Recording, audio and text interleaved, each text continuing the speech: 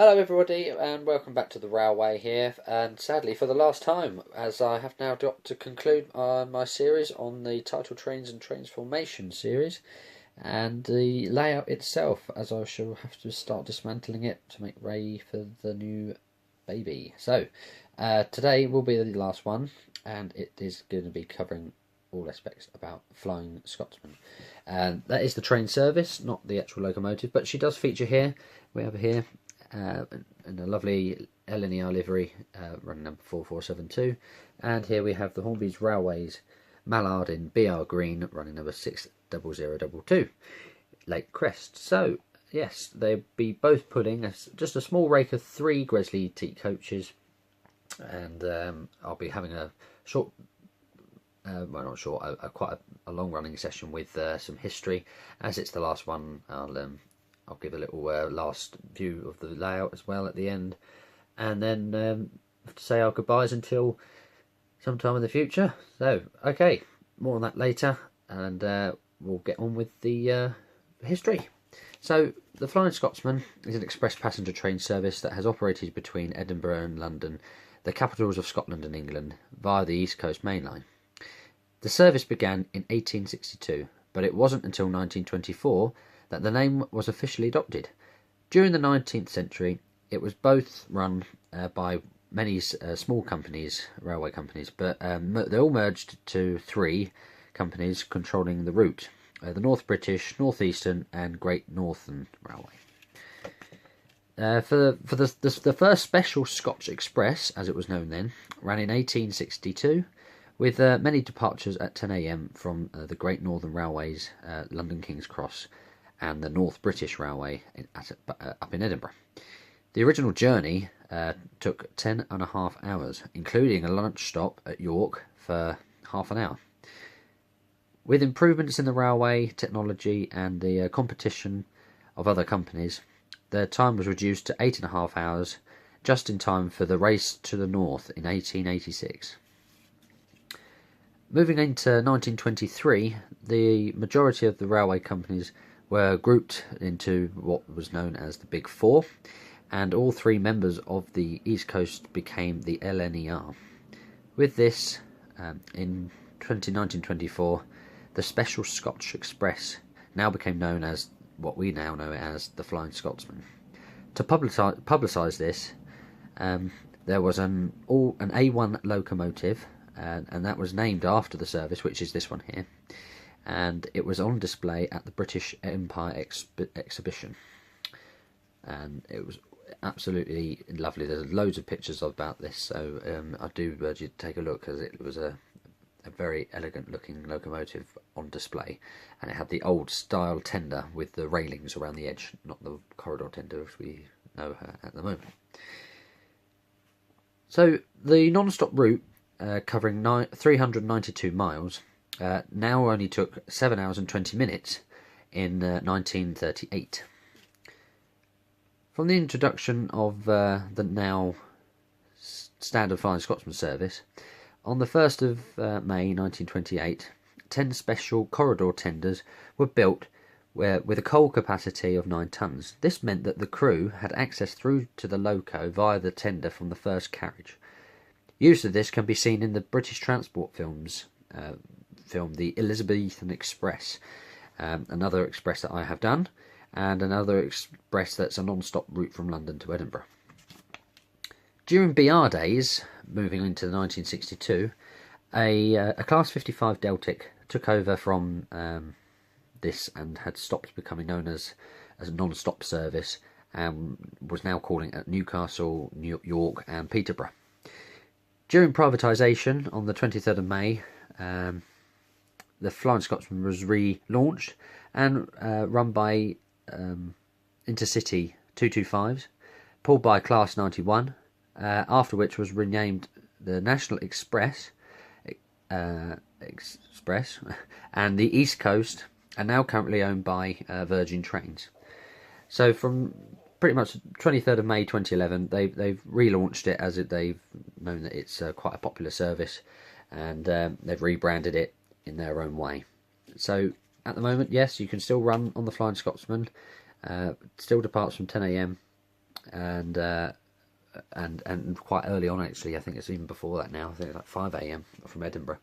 But yep, many heritage railway recreate it, and the actual Steam Dreams and all these heritage rail tours. They do the Flying Scotsman as well. Right, so that's the information out the way, and we can now concentrate on doing some running, which is what I'd love to do, as this will be the last day I'll be getting to run any trains on the layout. So what a better way than to have Mallard and Flying Scotsman on the same layout, having a good old run around. Alright, so we'll get them started.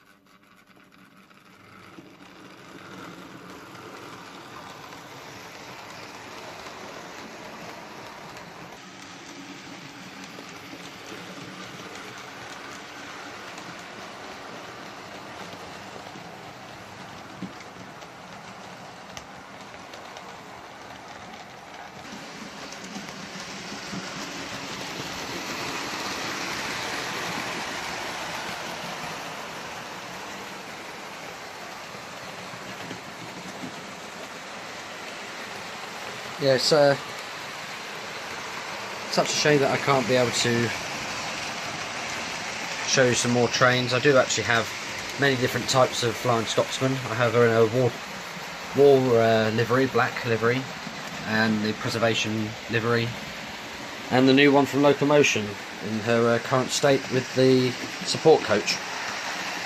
So hopefully, yeah, in the future we'll be able to view those.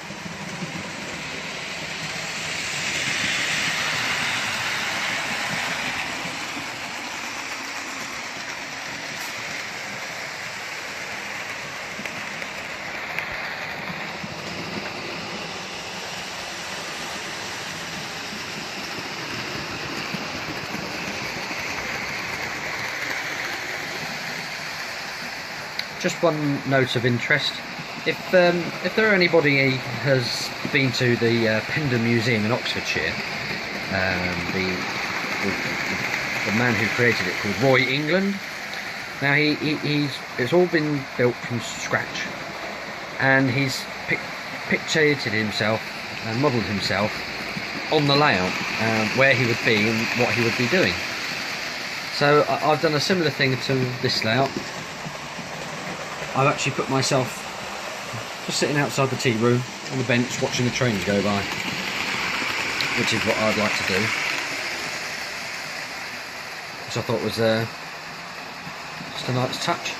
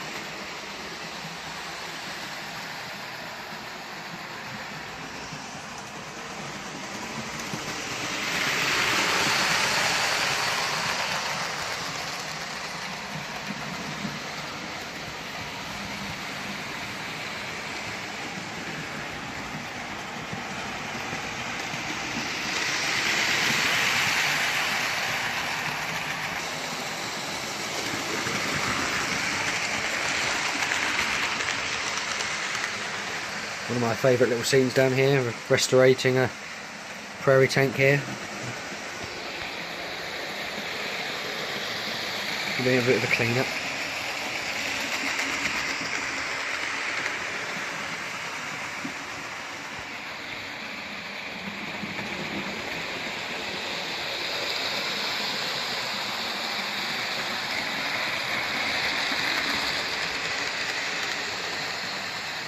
Well, I hope you've enjoyed the little farewell tour of the layout and seeing all the different little detail bits, and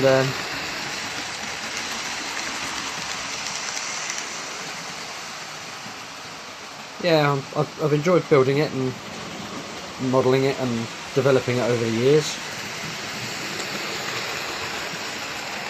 and I hope you've enjoyed and watching these videos that I've been doing. And I thank you very much for everyone that has subscribed and watched and commented, and I really look forward to doing a new one in the future. Hopefully I might be able to do some model reviews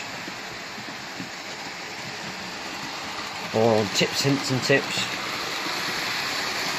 but for now I'll have to concentrate on other things. So for now, I shall sit back and I shall let you have one last look at the bloke.